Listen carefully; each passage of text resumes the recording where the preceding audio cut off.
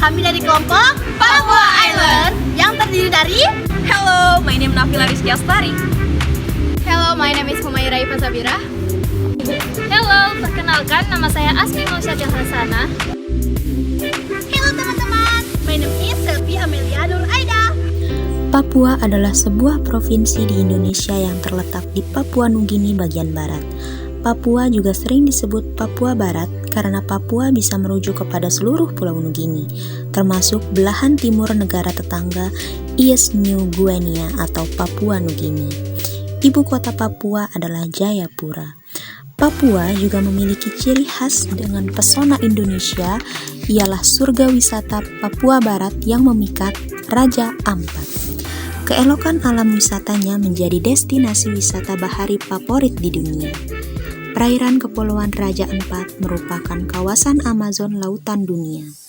Suaka Marga Satwa Laut terlengkap dengan total ribuan hektar lokasi jelajah dasar laut, dilengkapi dengan jenis flora dan fauna yang sangat beragam.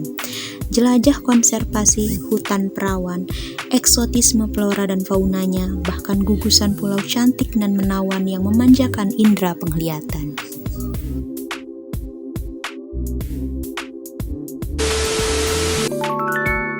Kompleks problem solving adalah suatu kegiatan atau aktivitas mendefinisikan suatu masalah, menentukan penyebab suatu masalah, menentukan prioritas, dan menentukan atau dapat menyeleksi beberapa solusi serta dapat mengimplementasikannya dalam kehidupan sehari-hari. Pengembangan kemampuan CPS atau Complex Problem Solving kita ambil dalam contoh kehidupan kita sehari-hari ini. Salah satunya yaitu tentang gadget. Yang pertama yang kita lakukan yaitu kembangkan pikiran positif, di mana kita dapat menyelesaikan suatu masalah tersebut. Salah satunya yaitu gadget. Gadget dalam kehidupan sehari-hari yaitu sarana yang kita butuhkan dan kita tidak dapat bebas dari gadget, penggunaan gadget tersebut. Kemudian kita dapat menentukan penyebab suatu masalah tersebut. Penyebab apa saja sih yang disebabkan oleh permainan atau penggunaan gadget yang terlalu lama? Ya mungkin yang pertama nih, gangguan mata yang pastinya mengganggu kesehatan mata. Kemudian mengganggu pola tidur teman-teman. Kemudian bersosialisasi dengan teman tongkrongan ataupun teman sebaya akan sangat berkurang jikalau penggunaan HP terus-menerus dilakukan.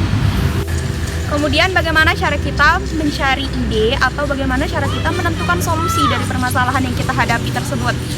Mungkin dari permasalahan gadget ini kita bisa menggunakan timeline ya teman-teman, dan kita bisa membatasi penggunaan gadget tersebut. Kemudian mungkin dengan cara menggunakan gadget sewajarnya saja, mungkin hanya dengan mencari informasi terkini, mencari tugas-tugas kita, dan tidak hanya menghabiskan waktu ya dengan penggunaan gadget yang terlalu lama, misalnya scroll TikTok, itu kan sangat membuang-buang waktu. Atau yang paling seringnya teman-teman lakuin, stalking mantan. Kemudian eksekusi di sini yaitu langkah apa saja yang teman-teman lakuin atau teman-teman ambil dalam menyelesaikan masalah tersebut. Salah satunya misalnya penggunaan timeline tadi teman-teman. Batasi penggunaan gadget tersebut, misalnya sampai jam 11 aja, habis itu langsung beristirahat. Kemudian pada saat nongkrong, lebih baik kurangin penggunaan handphone ini, lebih baik cari hal-hal atau pembicaraan yang positif dengan teman-teman agar tercipta lingkungan sosial. Kemudian yaitu evaluasi yaitu apakah langkah-langkah yang sudah kita terapkan tadi bisa atau mencapai tujuan dari masalah tersebut. Materi kedua yaitu public speaking. Apa public speaking itu teman-teman? Nah, jadi public speaking itu adalah kegiatan penyampaian pendapat atau pesan berupa ide ataupun gagasan secara oral maupun lisan, dan bentuk komunikasi seorang pembicara terhadap pendengarnya yang relatif banyak dan pembicaranya yang relatif kontinu. Namun, dalam berpublic speaking memiliki masalah. Yang pertama, kecemasan dan nervous. Yang kedua, kurangnya penghafalan atau pemahaman materi. Yang ketiga, kurangnya teknik dalam berpublic speaking. Nah, jadi ada pun cara untuk meningkatkan public speaking kita, kawan-kawan. Apa tuh? Yang pertama, berpikir positif. Yang kedua, terus dan berlatih dan mengasah diri kita. Yang ketiga, jangan lupa untuk kita merekam diri kita. Baik, di sini saya akan memberikan salah satu contoh public speaking dari salah satu grup boyband yang ada di Korea, yaitu My name is Kim BTS. Namjoon, also known as RM, the leader of the group BTS. It is an incredible honor to be invited to an occasion with such significance for today's young generation. Last November, Materi ketiga yaitu coordinating with others. Coordinating with others ini bertujuan untuk menghindari kesenjangan dan tumpang tindih berkaitan dengan tugas maupun pekerjaan dengan beberapa pihak. Diharapkan koordinasi ini biasanya memperoleh hasil yang efisien. Koordinasi umumnya dilakukan dengan cara yang sederhana untuk mencapai tujuan bersama. Nah, coordinating with others ini dibagi menjadi dua, yaitu berdasarkan aliran dan berdasarkan ruang lingkup. Kalau yang berdasarkan ruang lingkup juga dibagi dua, yaitu koordinasi internal dan koordinasi eksternal. Kalau koordinasi internal yaitu hubungan antara tingkat manajer, departemen, eksekutif, karyawan atau siapa saja yang bekerja dalam suatu organisasi yang bertujuan untuk menjelaskan tujuan dan kegiatan kerja pada organisasi tersebut. Kalau organisasi eksternal yaitu hubungan antara organisasi dan karyawan dengan lingkungan luarnya, seperti dengan konsumen, masyarakat, atau dengan supplier dan lain-lain. Koordinasi berdasarkan alirannya juga dibagi menjadi dua, yaitu koordinasi horizontal dan koordinasi vertikal. Koordinasi horizontal yaitu bentuk koordinasi yang terjalin antar beberapa departemen kerja pada tingkatan hierarki manajemen yang sama. Kalau koordinasi bentuk vertikal yaitu koordinasi yang dilakukan oleh setiap orang dalam suatu organisasi dan harus bisa memastikan seluruh orang tersebut bisa melakukan tugas sesuai dengan aturan organisasi yang ada. Peranan koordinasi yaitu yang pertama, mencegah terjadinya kekacauan, percekcokan maupun kekosongan pekerjaan. Yang kedua, pekerja dan pekerjanya diarahkan untuk mencapai tujuan yang diinginkan. Kemudian, memanfaatkan sarana dan prasarana dalam mencapai tujuan. Kemudian di sini ada tujuan koordinasi. Tujuan koordinasi yaitu mencegah penyimpangan tugas dari sasaran, menghindari tumpang tindih pekerjaan, dan menghindari keterampilan overstanding dari sasaran. Contoh coordinating with others. Contoh dari coordinating with others ini bisa dilihat seperti tugas membuat video di UAS KDG kali ini. Di sini kita berkoordinasi atau mengkoordinasikan tugas video apa yang akan kita buat, seperti pembagian materinya, materi apa yang akan kita ambil, kita mau tag video di mana. Dengan adanya koordinasi ini, kita sekelompok akan lebih jelas tujuannya. Koordinasi seperti ini sangat kita butuhkan agar tugas video kita bisa selesai dan mencapai target yang diinginkan. Materi keempat yaitu people management. Apa itu people management? People management adalah kemampuan memotivasi, mengatur, dan mengarahkan karyawannya untuk meningkatkan produktivitas kerja dan mendorong pertumbuhan secara profesional. Bagi seorang pemimpin atau manajer, 12 skill people management ini wajib dikuasai dengan baik.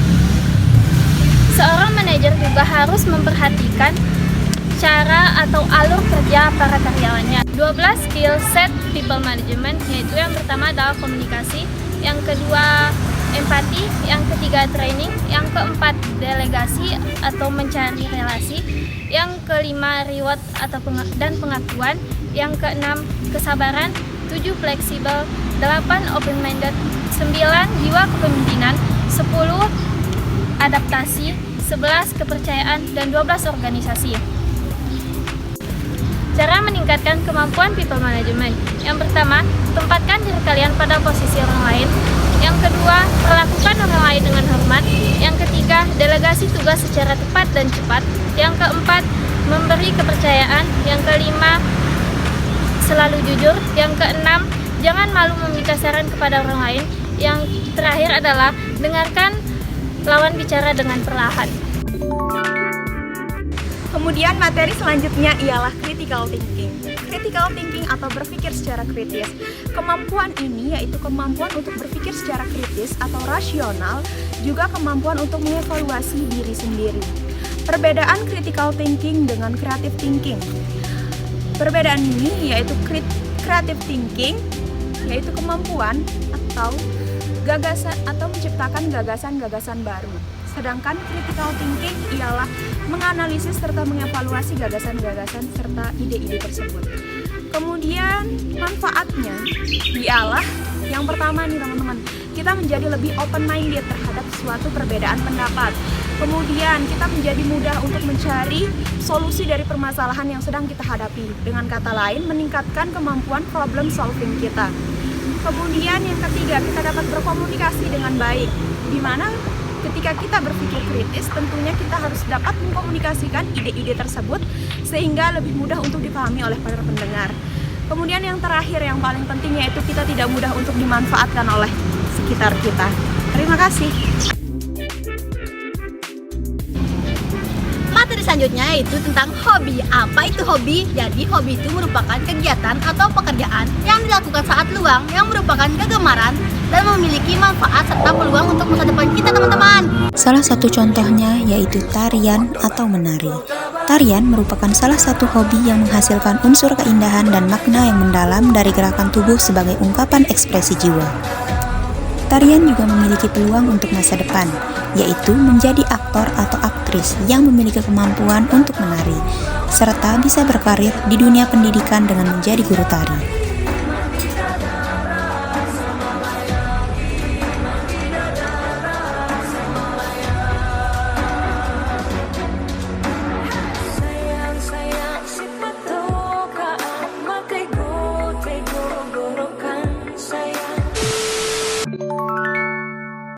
Materi ketujuh yaitu Information Search Accuracy.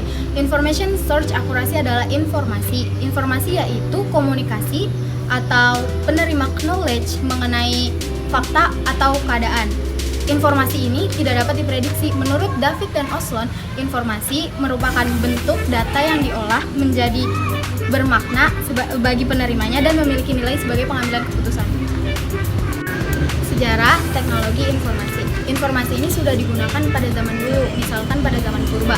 Karena pada zaman purba dulu manusia belum memiliki media untuk menyampaikan informasi secara cepat, maka manusia menggunakan media-media yang ada di sekitarnya seperti batu, daun dicatat, mereka dicatat di batu untuk menyampaikan informasi kepada manusia yang lainnya. Seiring perkembangan manusia, maka manusia menggunakan teknologi yang lebih baik lagi seperti radio, TV, dan lain-lain. Dari sekian banyaknya informasi yang ada, tentunya pasti tidak semua informasi itu benar. Ada informasi yang salah juga, yang biasa kita sebut hoax. Nah, hoax ini punya ciri-ciri. Yang pertama, mengakibatkan kecemasan, kebencian, bahkan sampai permusuhan. Yang kedua, sumbernya tidak jelas dan pemberitahuannya tidak terverifikasi dan cenderung menyudutkan sebelah pihak. Yang ketiga, bermuatan fanatisme, pengantarnya provokatif dan menyembunyikan data yang ada. Cara mengetahui mutu dan nilai informasi yang benar itu ada 3, yaitu authority, yaitu kepemilikan dari penulisan informasi tersebut, kemudian ada keakuratan, dan juga kebaruan tepat waktu. Materi ke-8 yaitu Creative Thinking. Apa itu Creative Thinking? Creative Thinking adalah sebuah kemampuan berpikir secara luas. Artinya, orang dengan kemampuan berpikir Creative Thinking dia mampu melihat bahkan memecahkan masalah dari berbagai sudut pandang sehingga mampu menciptakan solusi dan ide-ide baru. 5 kemampuan dari creative thinking tersebut yaitu yang pertama adalah kemampuan analisis, yang kedua kemampuan berpikir terbuka atau open-minded, yang ketiga kemampuan menyelesaikan masalah atau problem solving, yang keempat kemampuan berorganisasi, yang kelima kemampuan berkomunikasi. Contoh dari creative thinking tersebut yaitu membuat susunan produk iklan, membuat poster promosi, menemukan cara untuk efisiensi biaya, dan lain sebagainya. Di sini saya akan memberikan salah satu contoh dari creative thinking, yaitu tali rapia diubah menjadi tanaman hias.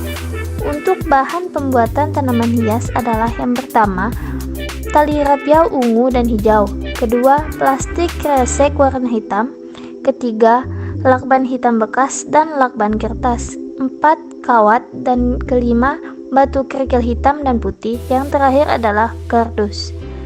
Dan selanjutnya adalah alat pembuatan untuk tanaman hias dari tali rapia.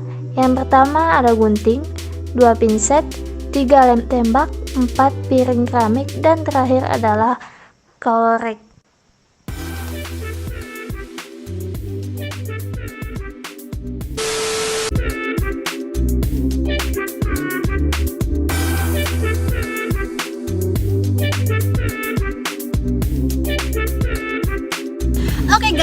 sekian materi dari kelompok kami. Semoga bermanfaat. Kurang lebihnya mohon maaf. Wabillahi taufiq wal hidayah. Wassalamualaikum warahmatullahi wabarakatuh. See you.